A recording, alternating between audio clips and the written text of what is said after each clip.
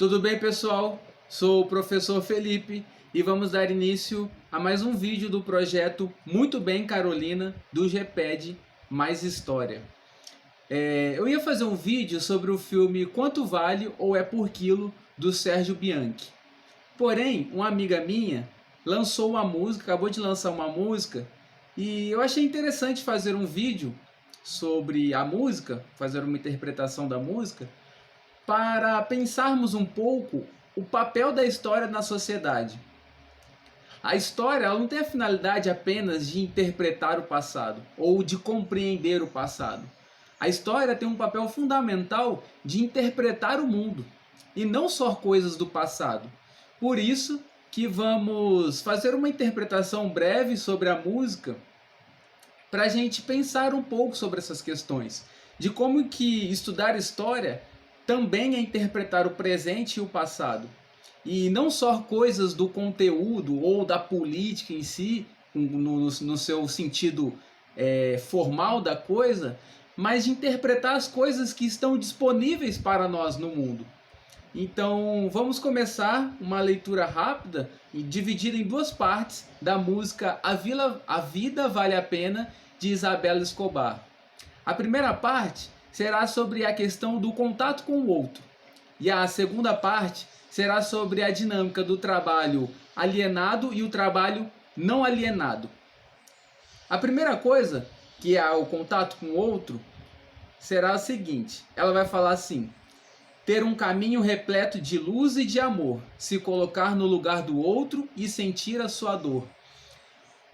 Quando você olha essa frase em diálogo com a música num todo, você percebe que o conhecimento sobre o outro não se dá de forma espiritualizada somente, como se fosse um contato abstrato, somente o conhecimento de si mesmo, o conhecimento do meu eu interior, desse conta de compreender o mundo exterior.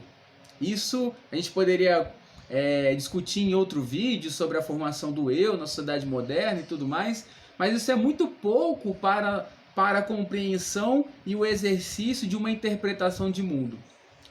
Por isso que ao longo da música a gente percebe uma questão de experiência, a questão da experiência fundamental. Não é só um conhecimento de si mesmo, mas é um conhecimento que precisa da experiência de um mundo para além do meu eu, para além do meu espaço de experiência, que é o contato com outros lugares ao redor do mundo. A gente pode pegar um exemplo da própria Carolina de Jesus, no Quarto de Despejo, no livro que deu inspiração para o projeto, que ela começa o livro falando muito mal dos ciganos, né? Ela fala que os ciganos são vagabundos, são violentos e tudo mais. Até que em um dado momento ela conhece um cigano. E o mais engraçado, ao conhecer o cigano, ela fala: nossa, se bem que esses ciganos não são tão ruins assim como eu imaginava. E ela chega ao ponto de se relacionar afetivamente com o cigano.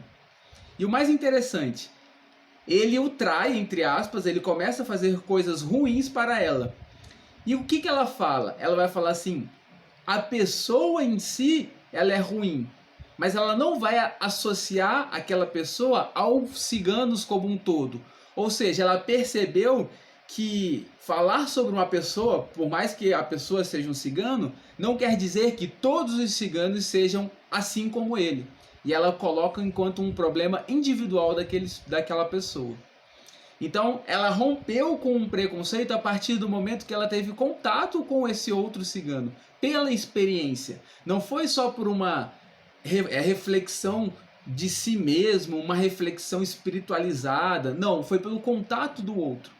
E esse contato não precisa ser somente fisicamente, no sentido tete a tete com a pessoa. Podemos nos relacionar com a literatura, com a religião ou qualquer prática cultural que é exercida pelaquela cultura, para assim termos um contato com o estranhamento, com o outro. Porque o papel do contato, o exercício do contato com o outro é fundamental.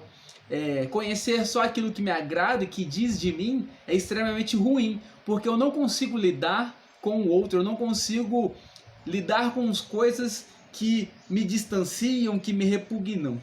Então é inteiramente importante ter o contato com o outro, enquanto processo de formação do próprio sujeito, né? E isso tem cada vez sido mais difícil em momentos que as redes sociais estão presentes na nossa vida. Por quê? Porque a rede social constrói um efeito de achar que eu estou em contato com o outro, principalmente quando eu vejo o feed ou os stories. Eu acho que eu sei o que a pessoa está fazendo no seu dia a dia, eu acho que eu sei do que a pessoa gosta, do que ela não gosta, do que ela gosta de comer, do que ela não gosta de comer, porque ela posta aquilo diariamente nas redes sociais. Mas isso é apenas uma impressão, é apenas uma imagem que criamos sobre o outro que não corresponde nada sobre aquele outro. Por isso que a questão da experiência vivida é importante, porque a rede social ela constrói uma imagem que não diz daquele outro, mas projeta uma coisa que é ficcionalizada sobre aquele outro. E o problema é que não é ser por ficção, ser uma ficção, mas o problema é aquilo que não diz, não tem um contato do outro em si.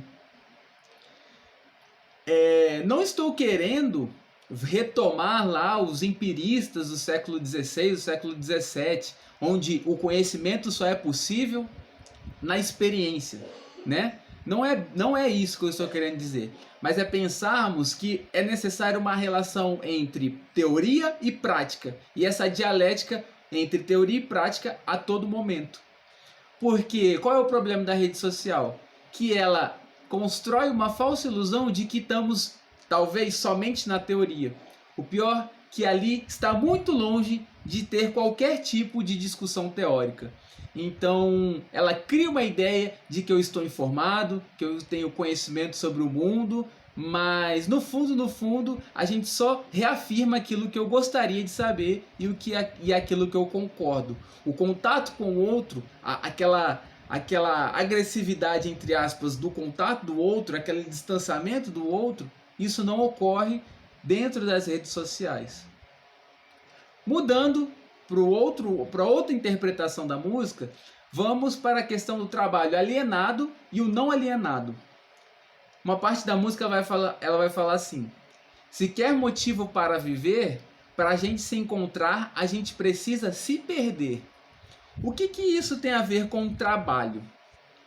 Tem uma discussão que está lá desde Hegel, que o trabalho, né, uma capacidade do homem, seria aquilo de não só executar as coisas, mas projetar o materializado, né, a matéria, abstratamente na cabeça. Ou seja, vamos supor, eu vou construir uma casa. Antes de construir a casa, eu tenho aquilo projetado na minha cabeça. Eu não preciso materializá-la primeiro para projetá-la na minha cabeça. Eu consigo fazer isso de forma ideal, abstrata.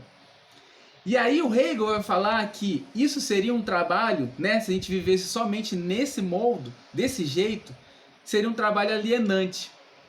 Porque aquilo construiria uma identidade do sujeito em relação ao trabalho. Por exemplo, eu sou professor de história. Parece que eu só tenho uma função nessa sociedade, ser professor de história.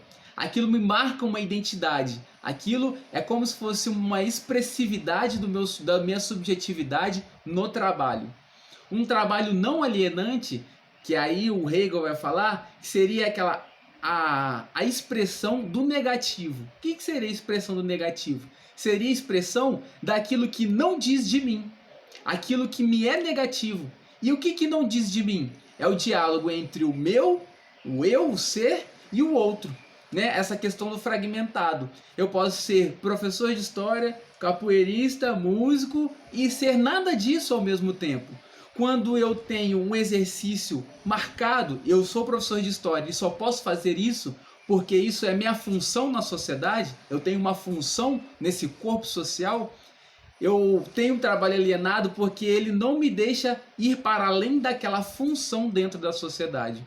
Então, um trabalho não alienante seria aquele que eu não tenho uma identidade ao momento que eu trabalho. Eu não consigo dizer o que eu sou quando estou trabalhando.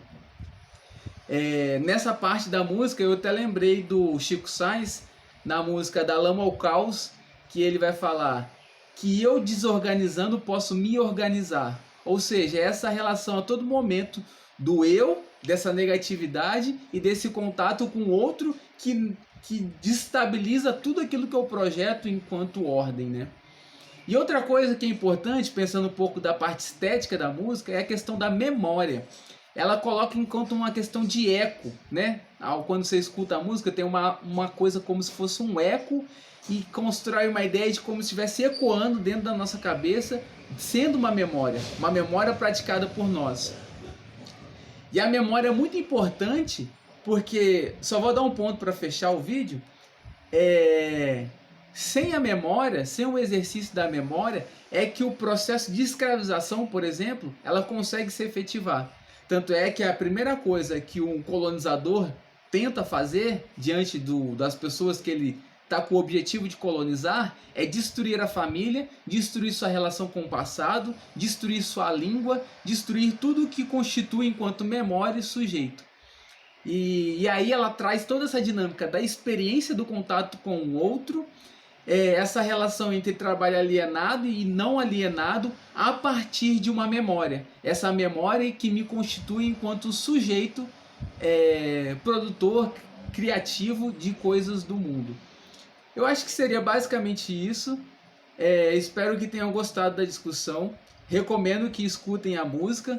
Eu vou colocar aqui só um pouquinho para vocês terem uma ideia.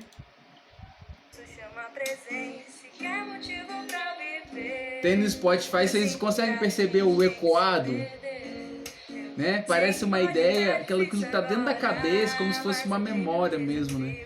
Uma memória experienciada do contato do outro, do contato de outro lugar e tal.